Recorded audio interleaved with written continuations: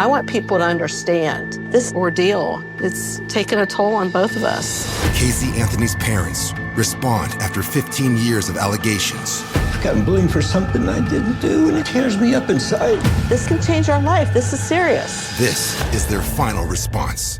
The test is about to begin. Please remain still. Casey Anthony's parents, the lie detector test. Watch now, only on A&E. And watch next day on the A&E app. Luxury is meant to be livable. Discover the new leather collection at Ashley with premium quality leather sofas, recliners, and more, all built to last. No matter how many spills, scuffs, or pet-related mishaps come its way, the leather collection at Ashley is made with the durability you need for the whole family. Shop the new leather collection at Ashley and find chairs starting at $499.99 and sofas at $599.99. Ashley, for the love of home. You can support this podcast at patreon.com/partnersincrimemedia. Certified cat lady Laura Bricker, I understand you've been using Pretty Litter. Tell me how things are with your cats. They are good. So I have 3 cats. So that involves 2 litter boxes. Pretty Litter, really interesting. It kind of looks like white sand. You only have to scoop out the poop part, which is kind of a nice function, and then you stir it up. But what's really cool about it is that when your cat pees, it's going to turn either yellow or green if you have a healthy cat. And if there's another color that appears, you know there's something going amiss with your cat. So the litter changes colors. The litter changes colors. So you know if it's healthy or not. Your house doesn't smell like a litter box. You stir it up. Somehow, mysteriously, magically, the pee dissolves, and it lasts for a whole month. It's awesome. Yeah, and the bag is shipped right to your door in a small, lightweight bag. It lasts the entire month. Make the switch to Pretty Litter today by visiting prettylitter.com and use promo code CRIME for 20% off your first order. That's prettylitter.com, promo code CRIME for 20% off. prettylitter.com, promo code CRIME. Crime. Meow.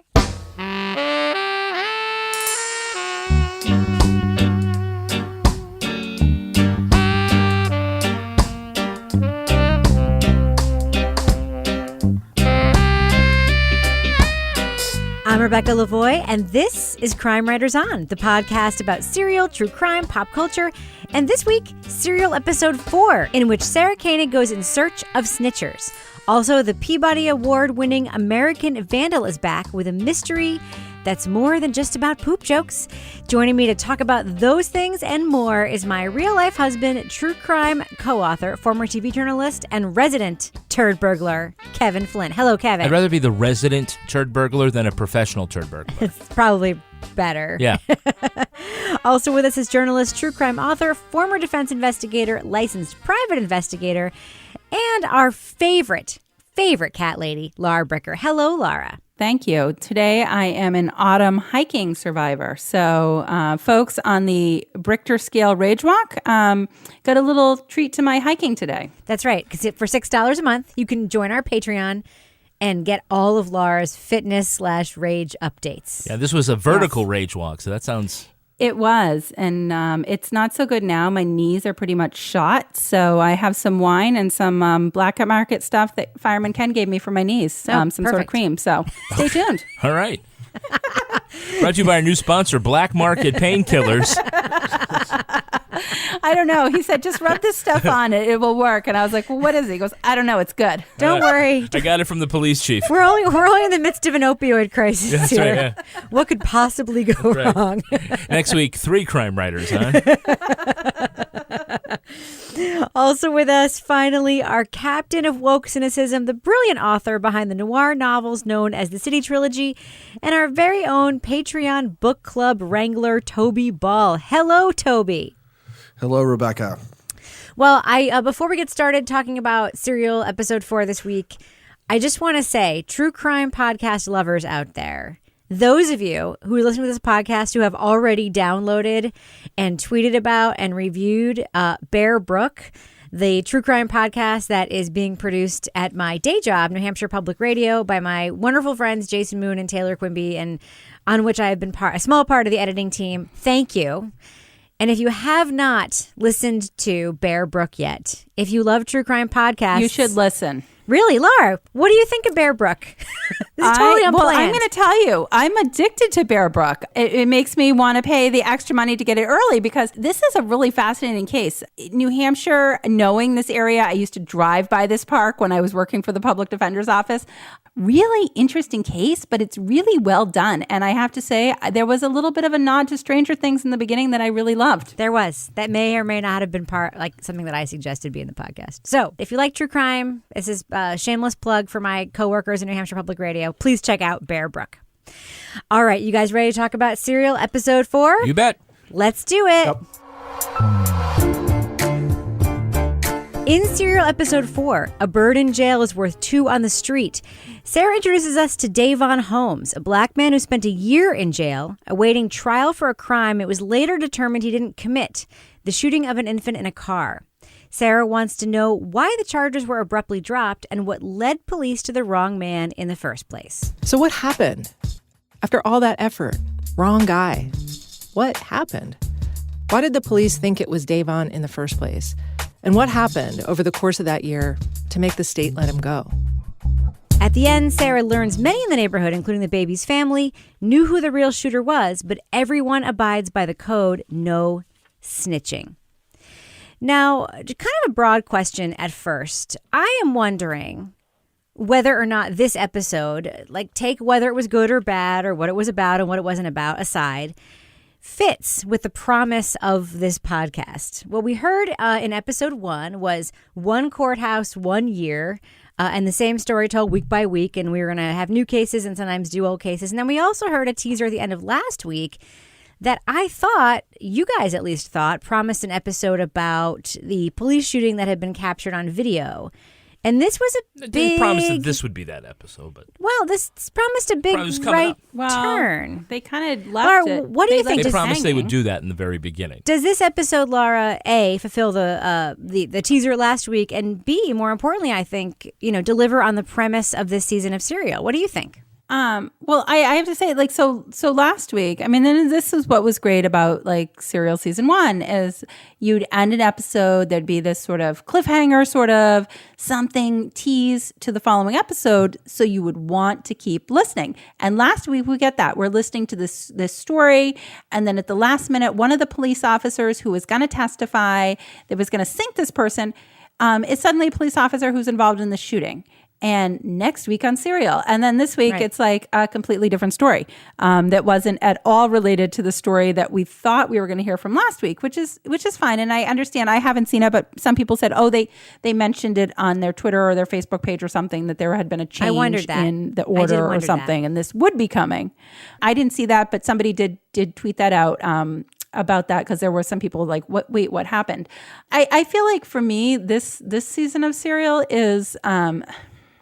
I kind of miss that week to week same story that's got that narrative that you want to keep following the same thread, because I feel like we're definitely getting a lot of information about the criminal justice system. But so you feel like it maybe breaks the promise of that premise? Yes.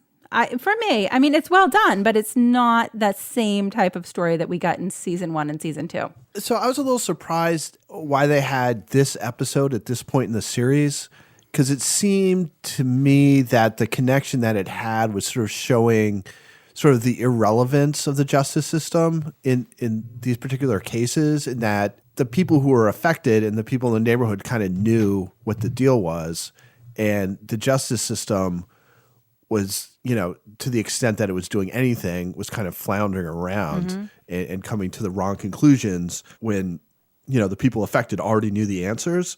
So, which is, I guess kind of an interesting point, but to put it this far forward, that seems like something that I would put towards the end, just sort of thematically.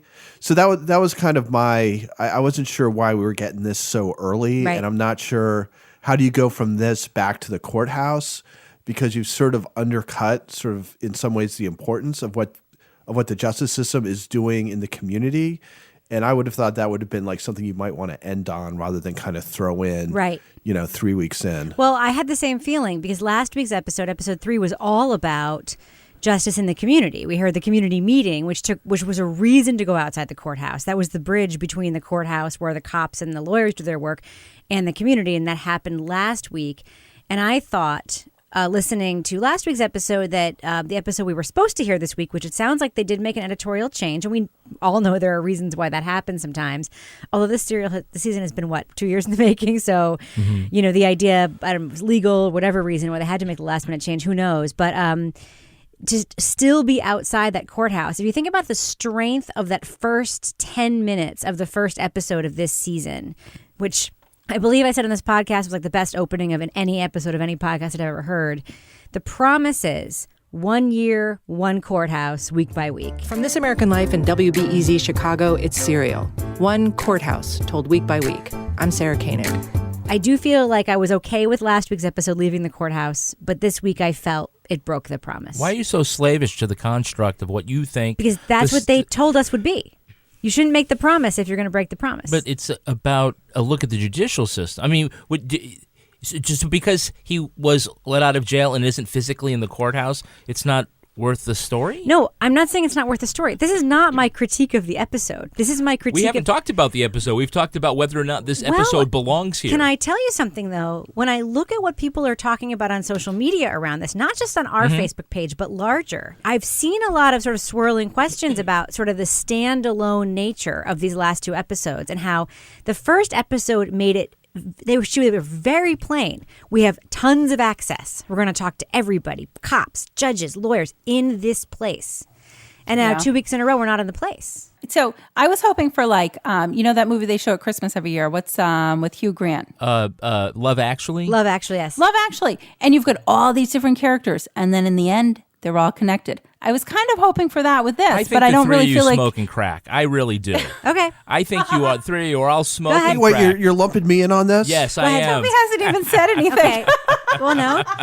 Just go ahead, I'm Kevin. abetting, Go ahead. Yeah, you are. Defend it. Well, I don't think you can make the judgment that this doesn't fit the whole thing until we've heard the whole thing. Okay. I think you have to look back at that. And plus, you called these past two episodes, standalones.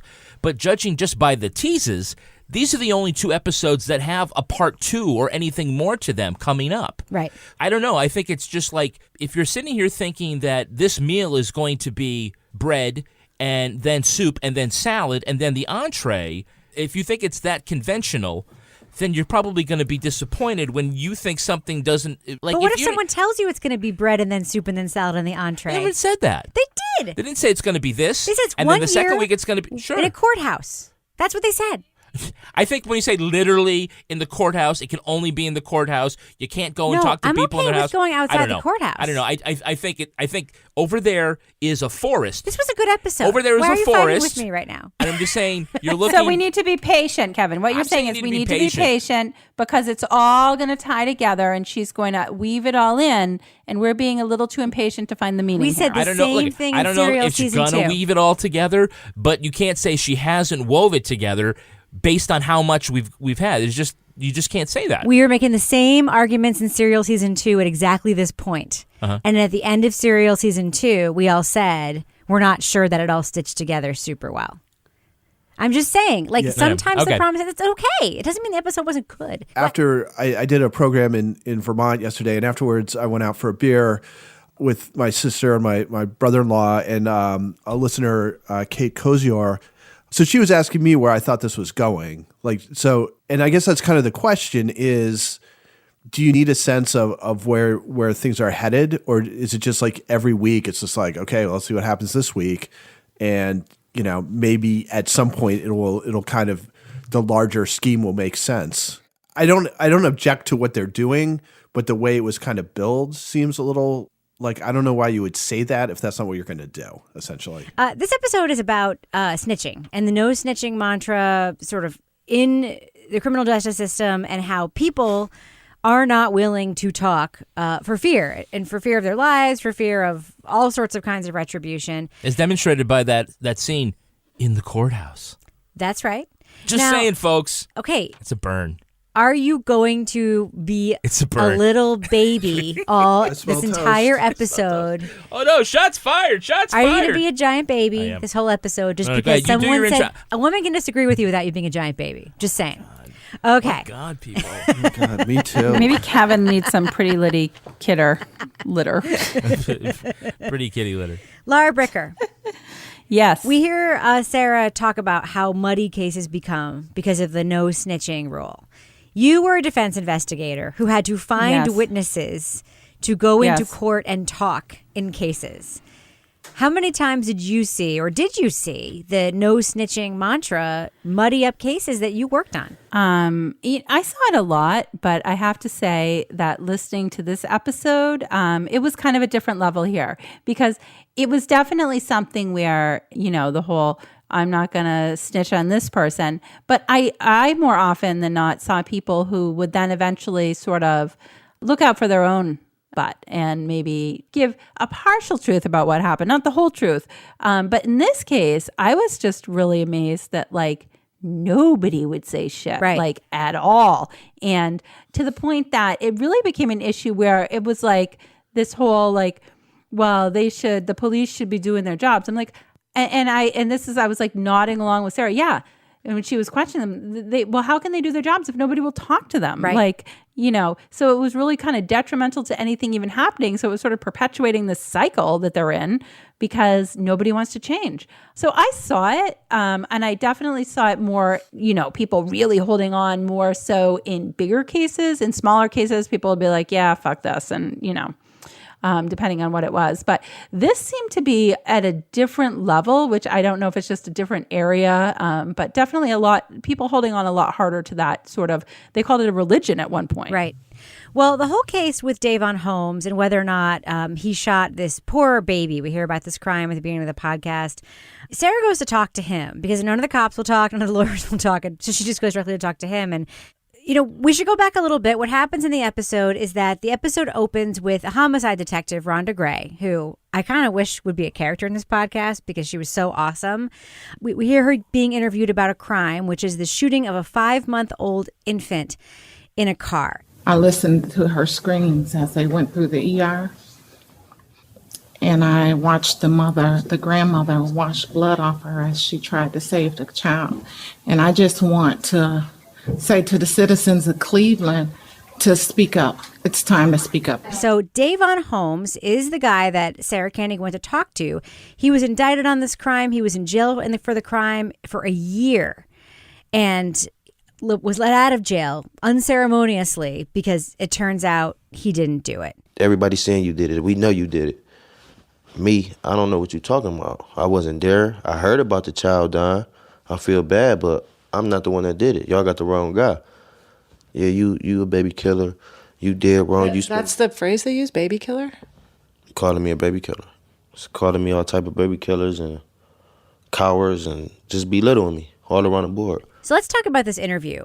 This is one of those interviews where, for all the times we talk about Sarah, sort of O'Reillying people and her style of being very personable in a way that sometimes works and sometimes doesn't.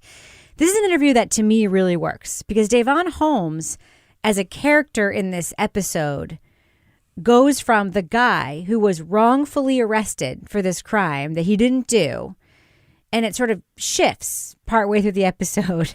Kevin, what do you think of this conversation that Sarah has with this guy? Well, first of all, it's good to know that Sarah Koenig does occasionally get laryngitis. Yes. Because things change. Vocally imperfect once in a while? Vocally imperfect, yes. It must have been interviews over a series of time. I thought it was good to hear him in his own words. And I think that's one of the things that she lets him do is just kind of go and tell their own story. But she isn't afraid to jump in and interrupt in a very natural way. I sometimes was listening and I can't remember exactly what quote it was, but it was going on. It said something really interesting, and as a broadcaster, I would be like, shut your mouth and let them get through all of this, and it's golden. Right. And I wouldn't have stepped on it, but she was okay stepping on it because it's sort of what they said was there's a natural reaction would be like, like what? Yeah, this was when Davon, later in the conversation, was talking about his sort of lack of remorse about all of his, criminal past and other things that he did, and Sarah really pushed him on that. I don't have remorse for nothing I did. Why not? Because I did it. So what? I can't be sorry for something I did. I can only change from it, but I ain't gonna be sorry for what I did. I don't regret nothing that I did like that. Even if I see somebody today that I harmed, that I did something years ago, you know what I'm saying? I'ma be as soon as I see him. Honestly, as soon as I see him, I'm gonna get in defense mode. You get it? I don't know. I'm probably weird to you. He is weird to me.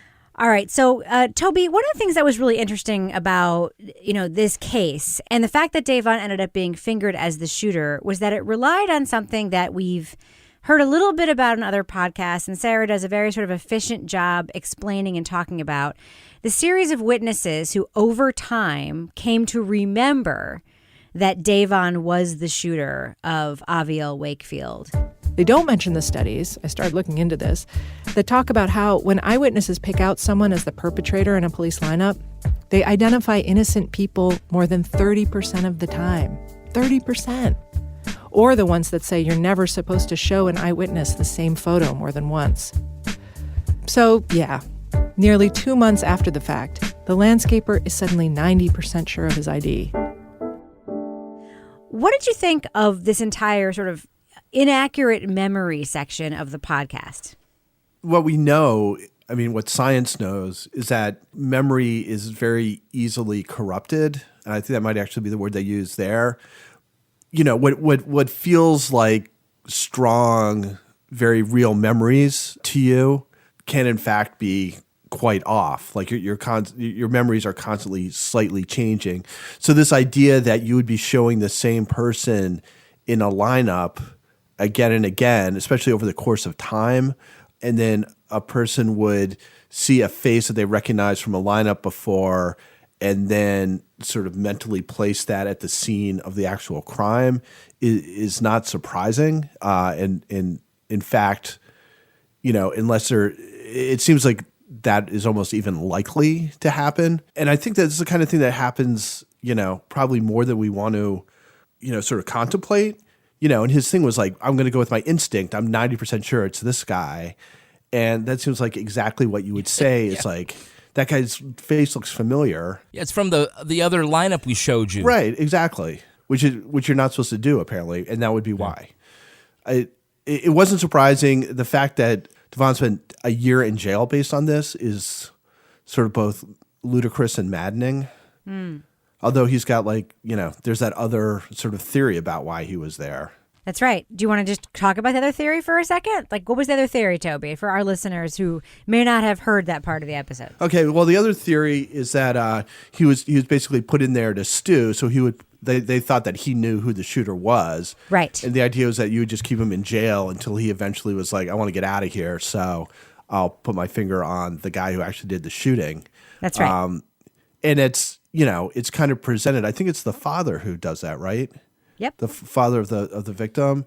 And it's just kind of put out there like that's kind of a common sense thing. Like, yeah, well, that's what they would do.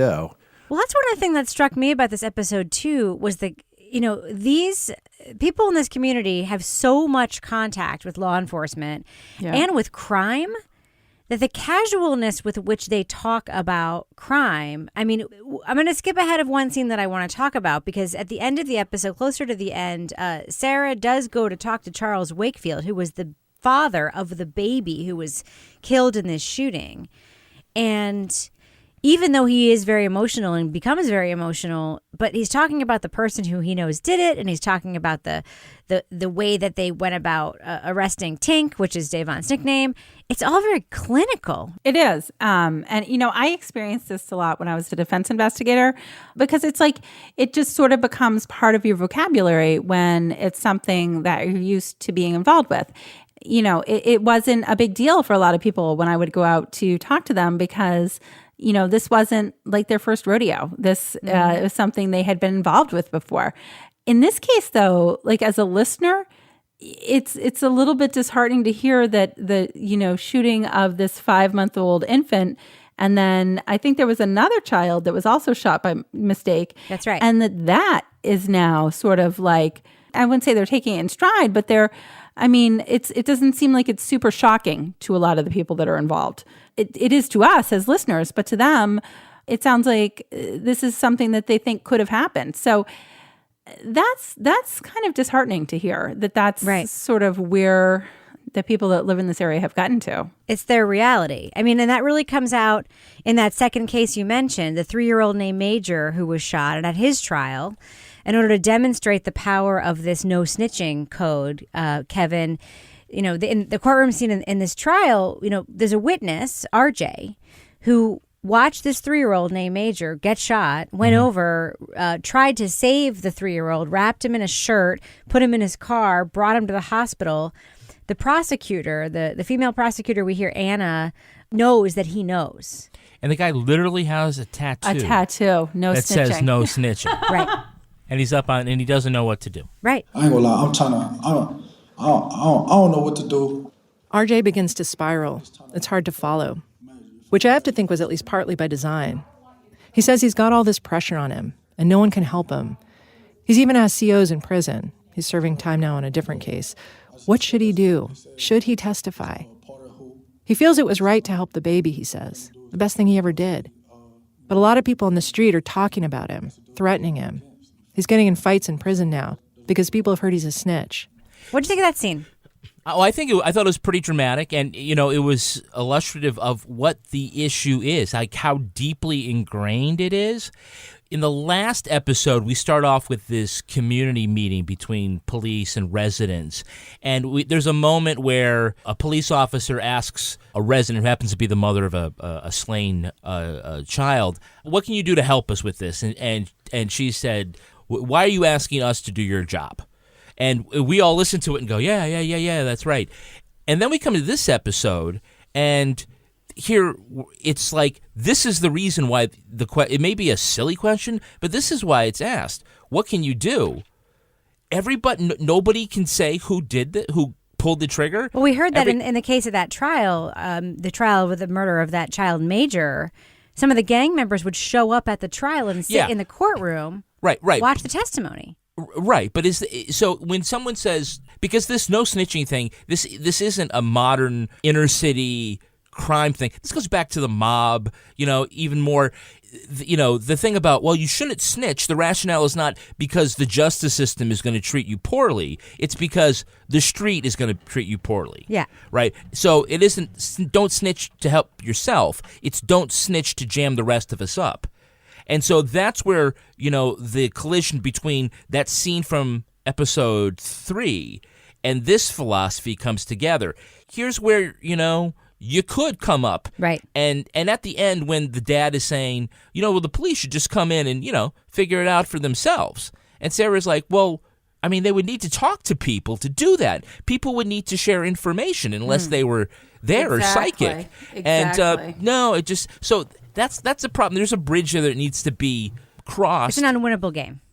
Yeah, kind of is. Well, I want to talk about that interview with Charles Wakefield, which I think was the heart of the episode. Davon's interview sort of was interesting. It was dramatic. It took this turn where it turns out he's this kind of remorseless guy who's done a lot of bad stuff. And there's a great passage where he talks about he doesn't regret anything because it's what he did. And Sarah's basically like, that's kind of like not what regret is. It's not about whether you did it or not. But that's just like, I'm not going to deny that I did it, so I can't regret it. Didn't you go to school? Yeah, I stole from teachers. That's not what I meant. Go to school. Broke into their car, stole That was a food. moment where that really, really worked. Let's just play that clip for a second. And were you just skipping school all the time, or were you going to school? No, I used to go to school, run a horse, fight, steal from teachers, break in their cars. This wasn't what I meant by going to school. I love that clip, which is like, that's not what I meant by going to school. Yeah. But anyway, so this interview with Charles Wakefield, I mean, one of the things that adds like a lot of suspense to it is they bleep out the name of the person that he fingers in the interview as having done it. But there's peril here. There's peril for him. Obviously, Sarah Koenig and the serial team is aware of the peril because they decided to bleep out the name.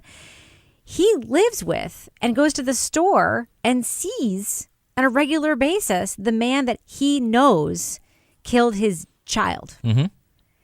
And I, it's tempting to say, like, how can you see that person and not just like attack them and do street justice? But like, That is how comfortable with crime this community is. And it's like part of the code baked in too is like, I have grief. I know you did this, but the no snitching and that code runs so deep that like I can't do anything. I don't know if comfortable is the right word, but they do have I'm not saying they have a comfortable, like relationship of some kind with the idea of living in a crime-ridden This is neighborhood. part of the code. Yeah, Yes, yeah. yeah. I don't know if it's that they're comfortable or uncomfortable, but when I say comfortable with, I don't mean they like it. I mean they are accustomed to it. yeah. Yeah, I think it's an interesting dynamic in that you're willing to, or not willing, but sort of have to kind of live with the fact of unpunished crime in order to keep up the end of no snitching and, keeping the justice system at bay to the extent that you can. I think I got the impression that it was sort of a combination of sort of A, mistrust of the justice system, and B, kind of the acknowledgement that that's not the most powerful force out there. Now, Charles' revelation that he knows who the killer allegedly is. You mean beep? Yeah, I mean that's sort of the climax of the episode. But there was a really great moment for me, which was we find out that Davon was there at the shooting. Yep. And we had just heard him say over and over again how he wouldn't snitch on somebody. Mm-hmm. If it was this, if it was that, if it was his mother, if it was... And then, for some reason, I was surprised to find out, oh my God, he was there. Right. And he didn't say anything. Why? He just told us why. Right. I thought it was just like a great twist. It was a twist, but it also maybe discounted like so many of the other things that he told her, and it sort of I think it absolutely proved everything he had to say. But it also made you understand, like, so imagine like a well-meaning cop who's doing their due diligence and actually investigating this. Uh-huh. That's what Sarah's doing. She's doing her due diligence and she's actually investigating this. She talked to a guy for a long time who she liked, who was super honest with her, so honest that he told her that he didn't regret any of the stupid criminal shit he'd ever done.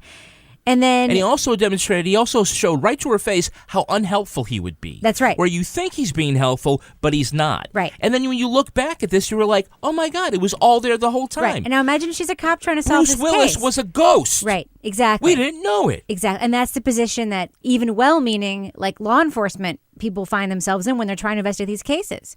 That is the unwinnable game here, right? No, it is. It's they're setting you up in a situation that there's no way you can win, and it's like both sides are so stuck in their way of thinking, but at the same time, that way of thinking is just continuing the cycle, and it's not going to change. That's right. And now we're not doing a thing where we're saying there are many good people on both sides. We're not doing that, but we are acknowledging that there is something at play here that I think this episode does a good job of showing, not telling, but showing. There are some things beyond what true police reform can tackle. Potentially. Yeah, right. That's a hard thing to come over. Which is why I agree with Toby that this episode may have fit better later in the series. Maybe, yeah. We'll find out in the end. I agree with you on that. Well, let's do what we do and just give this episode a grade. This is episode 4 of season 3 of Serial. A bird in jail is worth 2 on the street. Laura Bricker, what letter grade do you give this episode, and briefly explain why? I'm going to go with B+ because I feel like I was waiting for a different episode. We had a little bit of a bait and switch. Me personally, I'm hoping for more of, I know it's one courthouse, but I guess I just like one story or stories that are a little more interconnected. And honestly, for me, I guess coming from my background, I wasn't super shocked by a lot of the information in this because I've worked in the criminal justice system. So, but it was a really well done episode. I mean, there's nothing, it's just, I'm going to go with B+. Toby Ball, what about you? Yeah, I guess I would put it in sort of the B range. I agree with Laura in that, it was like well told, kind of interesting stories about stuff that I think we already knew. So it wasn't like particularly revelatory in any way. Mm-hmm. I don't think. I also thought some of the writing stood out to me as being not very good compared to other serial writing. Like Sarah did a lot of heavy lifting, I thought, with some of her delivery for stuff that did not seem like natural talking. Mm-hmm. And to the point where it kind of stuck out at me, which I think I usually just kind of don't really notice that much. It didn't feel up to the quality of the previous episode. Yeah, I'm going to go with B too. I mean, I would say if this were an episode of This American Life, I would say A-. I mean, as a standalone story, there were some very emotional scenes. It wasn't bad at all. But in terms of delivering on the promise of what this story is supposed to be, it felt discordant to me. And because it felt like it was out of place, the scenes that were emotional, I was so busy trying to figure out what it was I was hearing that I was not drawn into them as I should have been as a listener. And maybe that's on me. Maybe that's on the sort of larger arc of the production of this. I don't know. I have one other issue, which is basically that as somebody who listens to a lot of true crime podcasts and reads a lot of journalism, I did know a lot of the information in this episode already. It wasn't new. The memory stuff wasn't new. The sort of procedural stuff wasn't new. But that, I mean, I'm not saying it was bad. If anyone else made this, it would be an A. For this show, I'm going to give it a B. Kevin, what about you? I'm an A- on this one. I thought the story was really interesting. You know, we're talking a microcosm of what's happening in the justice system, and it was an interesting case. For this episode was an hour long, and I just think that maybe there could have been, I want to say, some additional data points or additional scenes just to sort of, there were a couple of really two big acts, one with Davon and one with Charles, and I just, for all that time, I think it probably could have been used a little better, but it's still an A- for me. It's a good look, not just, we've been talking about inside the courthouse and, in the mind of the police department. I think this is a good look at life on the street. Right. And I have to say that, if you're... Don't say something tasteless. You never have to reach for your waistband when you're wearing Tommy John underwear. Okay. That seems unrelated, but that's cool. Because they have the stay put waistband. Okay. Yeah. And that'll help you with your life? I think if you're in a hallway... Does this mean you're actually wearing underwear, Kevin? Yes. I am. And I have to ask... You're not Winnie the Poohing? No, I'm not Winnie the Poohing. And I'd like to ask our listeners, are you proud of your underwear choice? I am now, because I have lots of Tommy John underwear in my drawer. Yes. Rebecca tried to rid the world of Tommy John underwear by buying all of it. I did my best. Tommy John obsesses over every little detail and stitch by using fabrics that perform like nothing you have ever worn before. And Tommy John is so confident in their underwear that if you don't love your first pair, you can get a full refund with their best pair you'll ever wear, or it's free guarantee. Rebecca, you obviously, too late for you to claim that because you obviously love this underwear too much. I do love it too much, but doesn't mean I can't buy more, Kevin. Yeah, but you've been doing that secretly, and now that I've been doing the laundry and I start seeing how many damn pairs of Tommy John underwear you have, I realize that you might have a problem we have to talk about. Do we need to have a more serious conversation about this? I think our conversation should just focus on whether or not you're doing the laundry right, Kevin. Okay, moving on. There is a better way to take care of your goods. Go to Tommy John. Hold on a second. Take care of your goods? Go ahead. Hey, I'm just reading what they put down on the paper. It's client approved. All right, go ahead. Client approved. Go to TommyJohn.com/crime for 20% off your first order. That's TommyJohn.com/crime. 20% off. Tommy John, no adjustment needed. What else you got, Kevin? Well, our friends at Grove believe a healthy, beautiful home should be accessible to everyone. They're and that's right. why they made it so easy to get products that you can feel great about. You can find the best healthy home and personal care products with Grove, all of which have been rigorously tested for health, effectiveness, and environmental impact. Really like it because they can send right to your house some of the best non-toxic products, brands that you know, like Mrs. Meyer's and Seventh Generation and Method. These are brands we're using already around our home. Totally. And we can just, get them sent to us through the mail. You're in control with customizable auto shipments delivered to your door, and you can pause or cancel anytime. Hey, it's not the Columbia Record and Tape Club, folks. That's right. You do have some control, some agency for setting reminders, so you never run out of the products you use every day. And if you're all caught up, you can pause for a little bit. I like all of the cleaning products, but the fun things that I got from Grove were The dish towels. the dish towels. Freaking awesome dish towels. Yeah, and the pot amazing scrubbers. little And pot scrubber with the soap thing built into the little cup. yeah, it's amazing. neat. Yeah, find out how committed Grove is to its customers. With a 100% happiness guarantee and free shipping, it's so easy to discover amazing and affordable natural home and personal care products with the confidence of supporting a safer environment for your family. Our listeners can try Grove with a 2-month VIP membership and a bonus gift. Can we get that? VIP membership? We can. I'm all about the VIP. We actually already have it, Rebecca. Okay, go ahead. But you, fair listener, can get it by going to grove.co/crime. Remember, that's grove.co, not grove.com. I typed it in, and it was like, you sure you don't want grove.com? I'm like, shut the up, Google. I know exactly what I want. It's grove.co/crime. Grove makes it easy to have a happy, healthy home. Grove. Moving on. Netflix's, by the way, can we just talk about the fact that the season 1 of American Vandal won a Peabody Award and how awesome that is? Yeah. Netflix's Peabody Award-winning mockumentary American Vandal is back for season number 2. After discovering who drew the dicks last season, but did they discover that? I don't think they did. I think it had an ambiguous ending. Peter and Sam go on to an elite Catholic school to find a new criminal, the turd burglar. Most of us just shit our pants right in front of everyone. People are just trying to find a place where they could shit. This was the worst thing I've seen in 20 years. Before it was all over, it had a name. The Brownout. American Vandal again uses the tropes of true crime documentaries to tell a quasi-ridiculous story about high school dynamics, social media, and our fascination with the true crime genre. It somehow turns what could have been an extended poop joke into a mystery we actually want to solve. Note to listeners, we are going to be talking about spoilers in American Vandal, big spoilers. So if you want to... Big stinky spoilers. You can jump to our spoiler-free thumbs up or thumbs down review by checking the time code in the show notes. Now, the first thing I want to talk about is the framing device. The show had something really big to overcome here, and we talk about this a lot with second seasons. The first season was allegedly a student-made documentary that we're watching on Netflix just because it's a joke and like... Quasi-Blair Witch. It is Yeah. what it is. Yeah.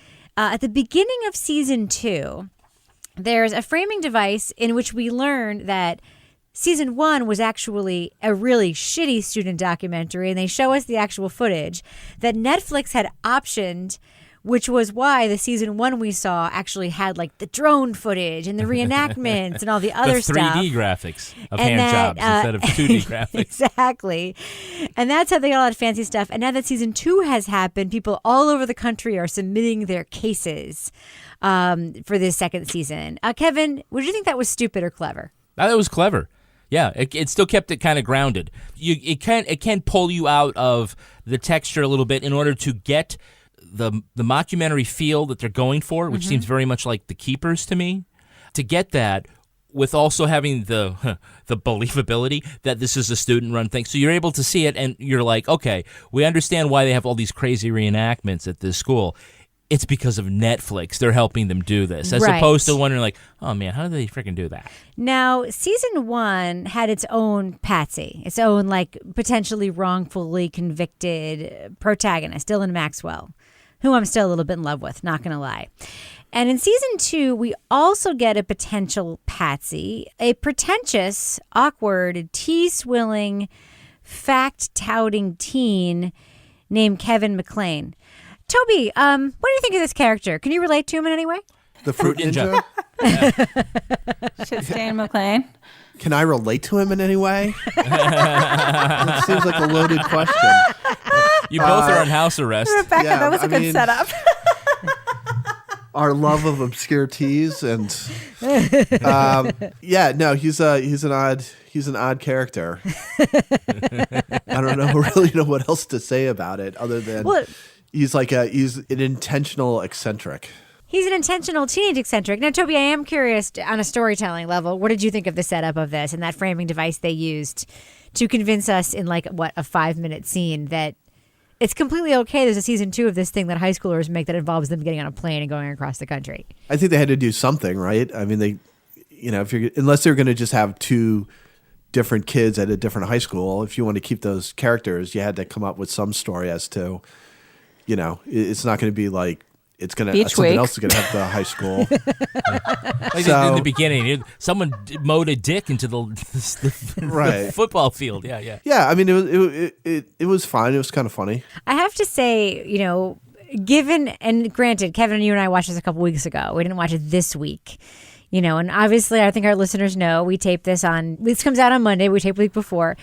Everything going on this week in the news kind of while watching this show and everything that's happened this week, it did feel like a weird, sort of weird parallel situation. Yeah, because they had skip day in American Vandal.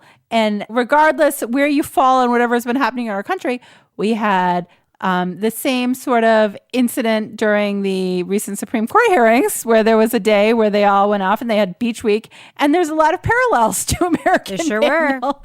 And I was like, huh. And then everybody in the Senate shit their pants. It's like how disco repeats itself every 30 years. Now, Laura, I have a question for you, though, because I think the first season of American Vandal, it sort of took us by surprise a little bit of the way into the series, how it really was confronting some real criminal justice issues. And also created like a real mystery that we were interested in.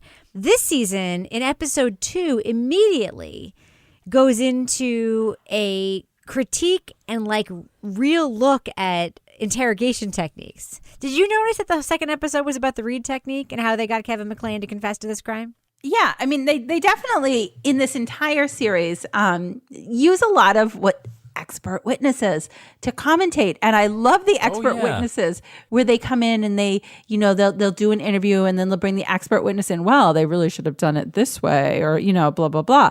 But it was great. And it was definitely in this situation, you could see, oh, this is definitely a false confession to the poop incident. But it was like they were definitely relating a lot of what was happening to actual scenarios that had happened in criminal justice and doing it in a funny way, but also kind of a savvy way in the way that they sort of snuck that in there. Yeah, the episode essentially is just making a murderer and the whole thing with Brendan Dassey. Yeah. And you see, Kevin tries to confess to the T-shirt cannon. He's like, how did the poop get in the cannon? And he seemed trying to sit on it. He obviously doesn't know what it was. And that was, that videotape part of it. I thought that was brilliant. It was very clever. Now, there is a game-changing episode of the season, at least for me, and that's the one that brings high school basketball star DeMarcus Tillman into focus. Now, I want to read what the New Yorker wrote.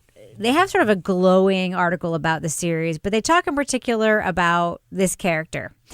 In the New Yorker article, it says, Tillman is played by Melvin Gregg, who, although he is about to turn 30 in real life, okay, that just gave me pause right there. Yeah. He got his start as a web star, and he's so fluent in the comedic potential of social media and captures the cocksure charm of the high school athlete golden boy, whether he's offering discourse on frozen yogurt or celebrating a dunk by pantomiming the playing of violin. Tillman strives for the school like a young king, a good-hearted, if not especially wise one, treating his fellow students and even his teachers with a hilarious kind of noblesse oblige. Except, of course, Tillman isn't exactly right when he says that weird is the new cool. It would be easy for him, being so gifted, to think so. I loved this episode that brought DeMarcus Tillman into focus. I loved it. I loved every minute of it. Somebody called the police because DeMarcus stole the show. He did. Not just because of this actor's performance, which was brilliant, but because it brought, without telling us, I think, another social justice issue into the frame, which is the idolatry of amateur athletes in high school and college settings, and how there's an entire system kind of built around them that both insulates them and moves them up, but also objectifies them in a way that is not cool. I just thought it was so pitch perfect, this entire NCAA amateurism debate that I see going on all the time. Kevin, did you pick that up too? Yeah, when you told me that. So I guess you're thinking second Peabody. Is that what you're saying? I think it was the strongest storyline of the series, was the DeMarcus Tillman storyline. I think it's surprising because it is a silly concept, and they play it out so well that it does have sort of all these sort of deeper offshoots. You don't even realize that, like, no, they're actually doing a good job talking about that. Just because it's framed in this satirical device that you sometimes don't realize that there's some medicine with that spoonful of sugar. Toby, what do you think? Did you pick up on that at all, or am I alone here in thinking that was like an important thread in this series? No, it definitely was, and especially for that episode. And I think there's been other. I mean, isn't Friday Night Lights, which I have not watched, but it seems like that was sort of a similar thing, right? It was sure sort of the deification and pressure and all this stuff for, a 17-year-old kid who suddenly, is carrying, in this case, this, high achieving basketball school. He's a really good character. Like and I think the New Yorker kind of nails it in that he seems very kind-hearted, but also like fairly self-unaware. Mm-hmm. That he gets to act the way he acts because he's a stud basketball player, and that if he was acting like that and he was like a little like kind of dweeby guy, like some of the guys he like sort of kids around with, the reception would be quite different. Mm-hmm. I thought that was good. It was effective. I thought he was an appealing character. I mean, he was like, I think the guy who there's like the closest emotional connection to as the thing goes forward. Oh, I completely agree with you. And he also has this sort of redemptive arc in the series where, Laura, we see him at the, obviously it's sort of a complicated story, which we'll get into in a second, of sort of how the crime and the mystery part of it plays out. But DeMarcus Tillman, as you see, just like with NCAA athletes, has hanger-oners who are sort of dependent on him. Who think that like everything he does or doesn't do is going to change their life too. He's able to act in a way that's privileged. We see him taking cell phone calls in the classroom and just like joking with the teacher about it. But we all see the other side where he's not from this affluent neighborhood where all these other kids are from. He's from a poor neighborhood. Yeah. And that plays a big part in his redemptive sort of arc story too, as we kind of learn more about his culpability, and also in the fact that he's also being objectified and used by the system in his school, right? Yeah, basically. I mean, what my kind of takeaway at the end was like they kind of brought him into this school because he's a really good basketball player, and they let certain things slide. But and so he knows he has a great opportunity at this school, but at the same time, he kind of knows that they're using him, and he also, I think, you kind of get the sense, feels this sort of difference in himself as compared to the people that, the girl who has like the whole library named after her family or whatever it was. Exactly. With the giant bust in there who's donated, and that really came into context, I think, when the guys, I think it was one of the last episodes, went to his house, and you like see his house compared to the house where they're staying with their big giant corkboards with that girl, Chloe, in like her carriage house or something. The giant fireplace full of logs. Yeah. And then you go to this like little ranch house with like this like, old fence around it where he's from. And I think it just sort of illustrates this sort of divide, but it also sort of illustrates, he definitely was aware of his how he was different from the other kids in the school. Laura Bricker, what'd you think of the hot janitor episode? I loved Hot Janitor. Oh my God. That was like my favorite episode of this whole thing. They're like, Hot Janitor. Even the teachers like Hot Janitor, Mrs. So-and-so or whatever. I think the cat lady I loved Hot Janitor. And I loved that Hot Janitor loved kale. And he's like, do you want to try some of my kale? But you know what was funny to me about Hot Janitor was when they went out to his little bus in the woods, all I could think of was Castle Rock. I'm like, oh my God, this is like the guys in the woods in Castle Rock. These guys are going to get murdered out here.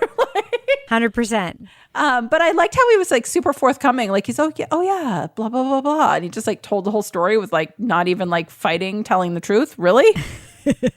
There's just so much of this which was funny, but it was like really fast. Yeah. Like when DeMarcus walking through the hallway, it's like, hey, that's Big Head Ed. But he got a big head though.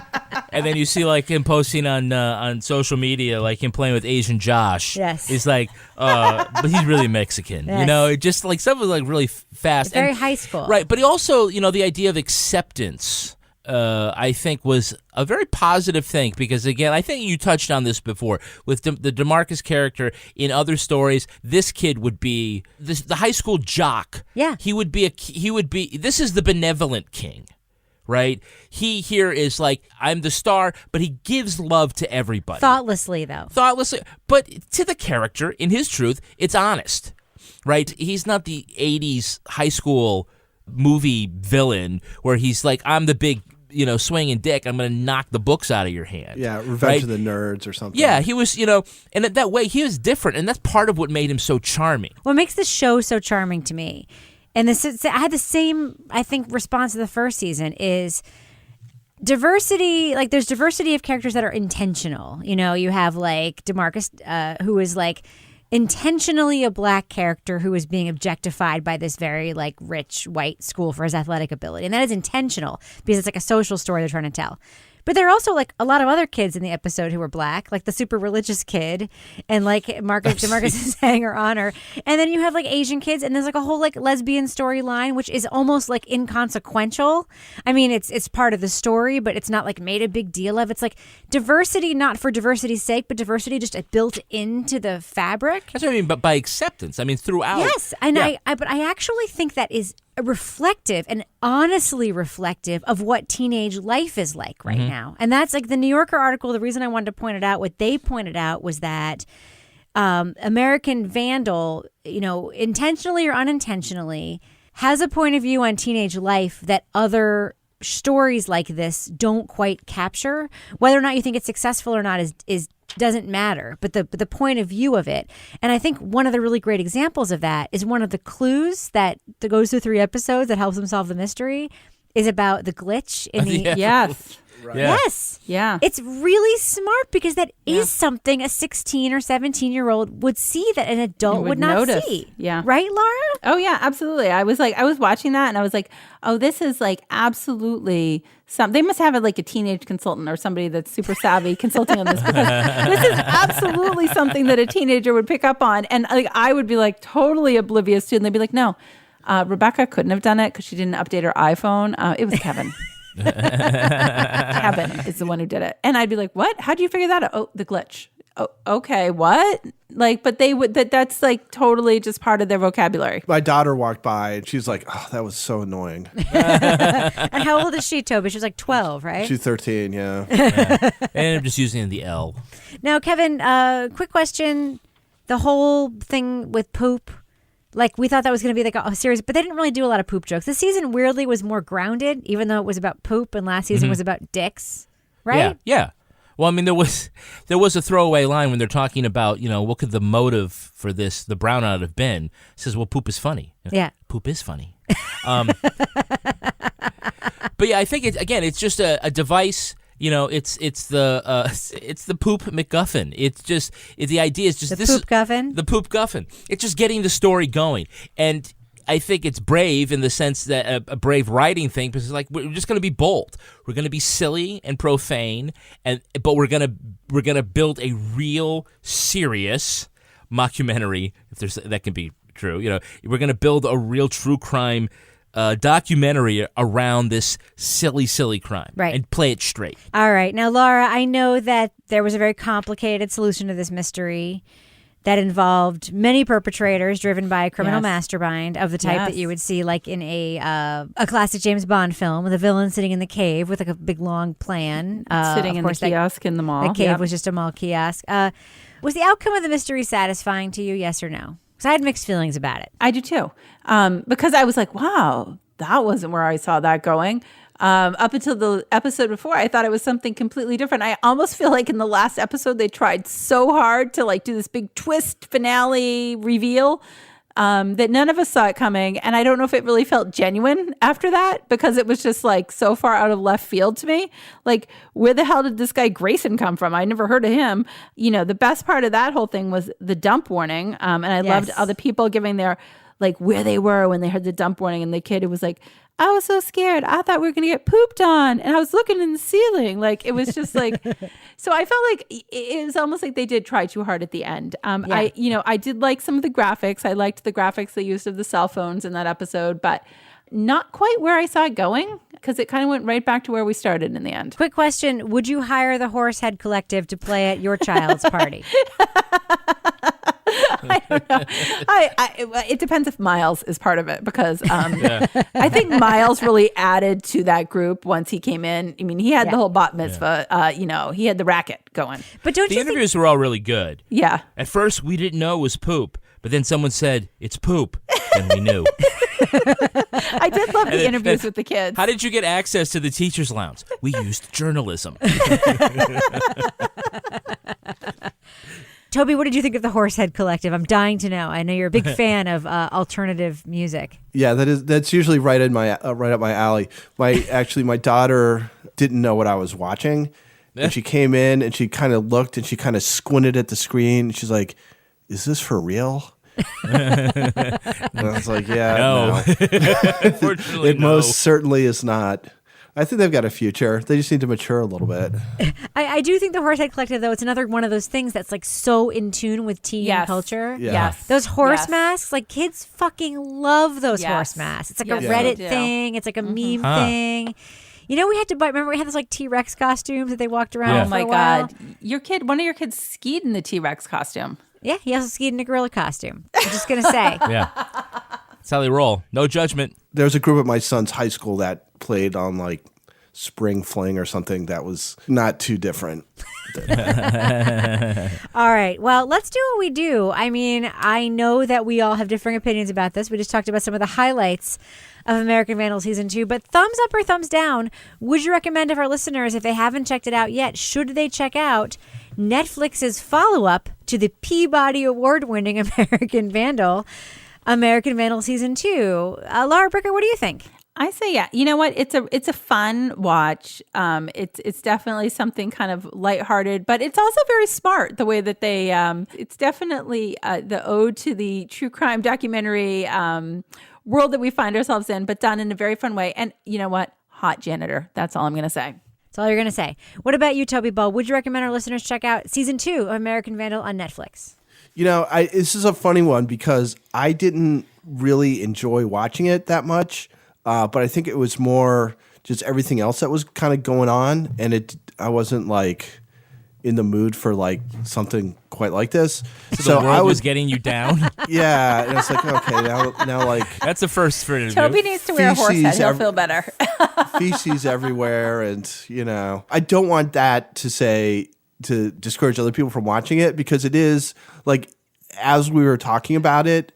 I started feeling better about it because there is like a lot of clever stuff, and there's some, especially the character of DeMarcus. I think he's a very interesting, strong character for a show. So I would recommend that people check it out, even though I did not like it as much while I was watching it at the time. Yeah, I'm going to give it a thumbs up for me. I mean, American Vandal, when it first came out, was so innovative and crazy, crazy good. Very hard to follow up, obviously. This is a worthy sequel because it was more grounded. It did really show aspects of teenage life that American Vandal Season 1 touched on, but in a more like humorous way. This was much more grounded. I think the themes were bigger and more interesting. And you can quibble as to whether or not it was more addictive or whatever. That doesn't matter. DeMarcus Tillman and Hot Janitor 100% makes Season 2 of American Vandal worth watching. That and like the recreation of the vomiting in the teacher's lounge. I really enjoyed that part. Kevin, what about you? Yeah, I'm also a thumbs up. Whereas Season 1 took every trope about true crime documentaries and podcasts and shone a light on them and made us realize, how ridiculous we are. Yeah, how ridiculous it is. Season 2 doesn't try to do that. It takes sort of the universe it's already created and tells a different story, but tells it in a way that is true to what American Vandal is. And so I think that is enough to say it's a good series to watch. I think people will really enjoy it. And remember, with the brownout, try not to shit your pants. And I got to say, though, if I ever do shit the bed, I hope it's not when I have my Brooklyn and sheets on the bed. No kidding. No kidding. Yeah, we're sponsored by Brooklinen. Named the winner of the best online bedding category by Good Housekeeping, As it should Brooklinen be. is the fastest growing bedding brand in the world. Look, we've talked about the sheets from Brooklinen for a long time, right? We love them. It's established. The four of us have them. We love them. Can I talk about something else that Brooklinen has? Please, because I'll buy it. They're down comforters, right? Shut the front door. So they have the all-weather. Yeah. And they have the lightweight. Okay. So they are handmade in Canada with white Hooterite down, right? It comes with the same lifetime guarantee. It's just thick enough so that it's warm and comfortable and smooth. And all of this, they have all sorts of stuff. They have towels, they have pillows, they have blankets. And what sets them all apart is the same thing that sets the sheets apart, and it's how they make them with the cotton that they use. They use this long thread. I can't explain it all. But Do you see my face right now? I know. It's like your jaw is on the ground. I cannot wait to shop immediately after we stop taping at brooklinen.com. Yeah, don't stop at the sheets. Get the comforter, get the towels, get the pillows. Live the Brooklinen lifestyle. I think they even have candles. I don't know. It's just... Surround yourself in Brooklinen luxury. My cats love the Brooklinen luxury. Let me tell you So do what. my dogs. They tuck themselves in every night under their Brooklinen sheets. And again, the whole thing, it just feels incredibly Makes your smooth life better. and comfortable. Let's be real, makes your life better. Yeah, our Brooklinen sheets are the best, most comfortable sheets that we've ever slept on. Brooklinen is giving an exclusive offer for our listeners. Get $10 off and free shipping when you use promo code CWO, at brooklinen.com. Hey, maybe go get... Laura's writing it down. I can hear the pencil. I can hear you writing it down. I am writing it down. I am. Yeah. Get sheets and or get some other stuff. You get a whole bundle. I'm getting a Why duvet not? cover. I'm getting a duvet cover. Do it. Yeah, $20 off and free shipping. You will love these sheets because they offer a risk-free 60-night satisfaction guarantee and a lifetime warranty on all their sheets and comforters. Now, the only way to get $20 off and free shipping is to use promo code CWO at brooklinen.com. That's BROOKLINEN.com. Promo code CWO. Brooklinen. These really are the best sheets ever. What else you got, Kevin? Well, support for this podcast is brought to you by Park Row Books, publishers of Under My Skin by New York Times bestselling author Lisa Unger. Under My Skin is an addictive psychological thriller about a woman on the hunt for her husband's killer. Ooh. When Poppy's husband was brutally murdered, she spiraled into an oblivion of grief, disappearing for several days, only to turn up ragged, confused, and unable to remember where she'd been. Those lost days never stopped haunting her, and when she begins to sense that someone is following her, Poppy is plunged into a game of cat and mouse, determined to unravel the mystery around her husband's death. But can she handle the truth about what really happened? Can she? Under My Skin has been named one of Fall's 2018's most exciting new mysteries and thrillers by Bookish, and one of the most anticipated crime books of 2018 by Crime Reads. To get your copy of Under My Skin from Amazon, Barnes & Noble, iBooks, or wherever you find your books, go get it or listen to the audiobook today. Now it's time for my favorite part of this podcast, a little something I like to call the Crime of the Week. of the week. Officials at Washington State's Olympic Park are airlifting hundreds of mountain goats who have an insatiable thirst for human pee. These particular goats are not native to the park, and their food sources are limited. Instead, the goats have become a, quote, whiz at scavenging for urine left by hikers and campers. This is how they get salt and other minerals, as it turns out. Since the 1920s, these little squirts have grown to a herd of more than 700 animals, and their pawing and digging for piss has damaged the park. Also, a hiker was gored to death by a leak-licking Billy in 2010. Jesus Gored Christ. by a goat? Yeah, that wants to drink your pee. Jesus. Park officials That is not how I want to go, folks. Park officials can't sterilize the pee-loving animals, so they're being transported by helicopter to a national forest where the food sources are more abundant. So here's my question for you, crime writers. There's got to be other ways to help these urine-drinking mountain goats. What can we do to help? Laura Bricker, I'm going to start with you. I don't know what to help, but I have to say that I kind of wish I had a mountain goat today on my hike down the mountain, because I'm not so good at navigating the rocks, and they could be like little Sherpas. They could. So I think we could find them some new careers, train them to be little Sherpas, and we could just all as payment pee in a bottle for them. I don't know. Yeah. Joey You don't Ball. have to do a bottle. You can just do it right there on the On the Well, trail. but then maybe they wouldn't attack us and gore us with their horns if we were like, here you go, little goat Sherpa. Toby Ball, what do you think we can do to help the pee-loving mountain goats? I sort of object to the idea that we need to take them out of their environment. And what I would suggest is that we lay down some of that cat litter that we advertised at the beginning, and people can just use that. Oh, that's a good idea, Toby, because it just disintegrates. Yeah, exactly. All right, for once, Kevin, I haven't answered the question, so can you ask me the question so I can answer it, please? Okay. Rebecca, what should we do to help out these pea-loving mountain goats? We cannot have asparagus before we go hiking. Oh, Jesus Christ. We can leave those urinal cakes all over the trails. That's a good idea. All right, Kevin, what do you think we can do to help the pea-loving mountain goats? I like pea. Still like pea. There's nothing wrong with pee, really. Wait, do you like pee? Have you ever had too much pee? Have you?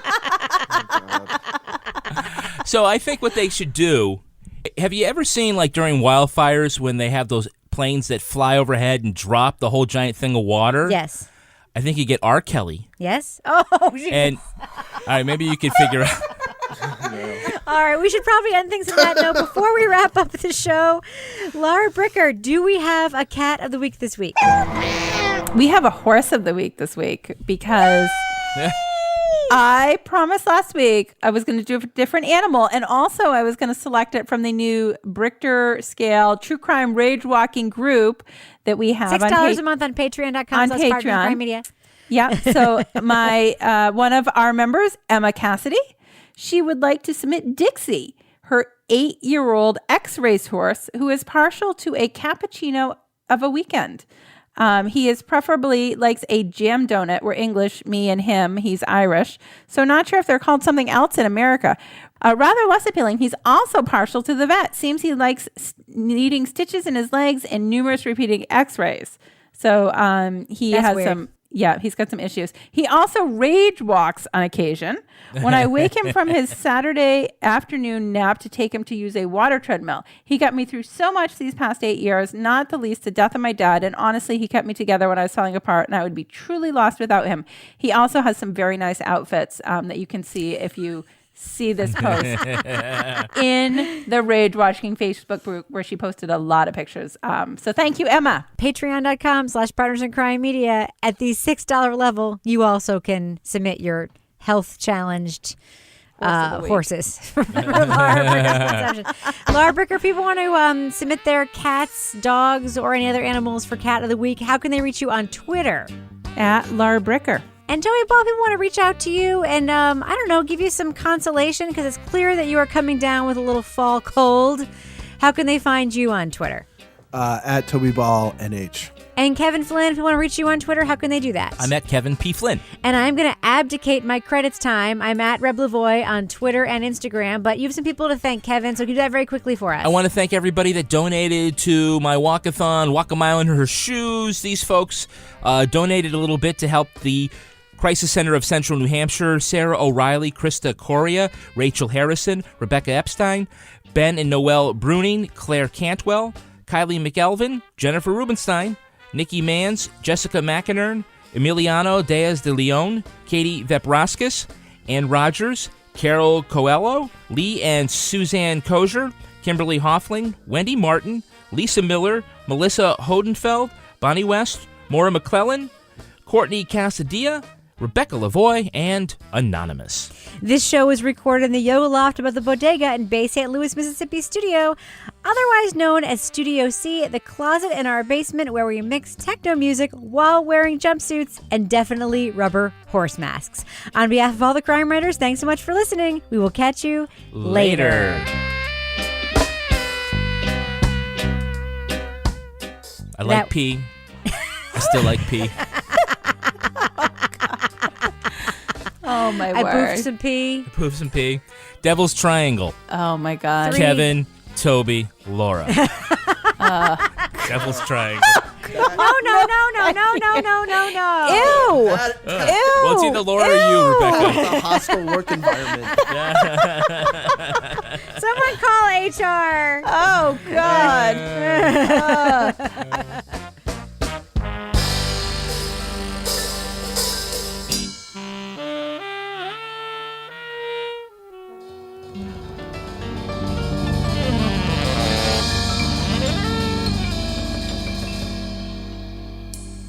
partners in crime media. Grove helps you find the best non-toxic home and personal care products and delivers them right to your door. With customizable auto shipments, you can pause or cancel anytime. You're in control. Find out how committed Grove is to its customers. With a 100% happiness guarantee and free shipping, Grove makes it easy to discover amazing and affordable natural home and personal care products with the confidence of supporting a safer environment for your family. Right now, our listeners can try Grove with a 2-month VIP membership and a bonus gift by going to grove.co/crime. That's grove.co/crime, not grove.com. Grove makes it easy to have a happy, healthy home. Luxury is meant to be livable. Discover the new leather collection at Ashley with premium quality leather sofas, recliners, and more, all built to last. No matter how many spills, scuffs, or pet-related mishaps come its way, the leather collection at Ashley is made with the durability you need for the whole family. Shop the new leather collection at Ashley and find chairs starting at $499.99 and sofas at $599.99. Ashley, for the love of home.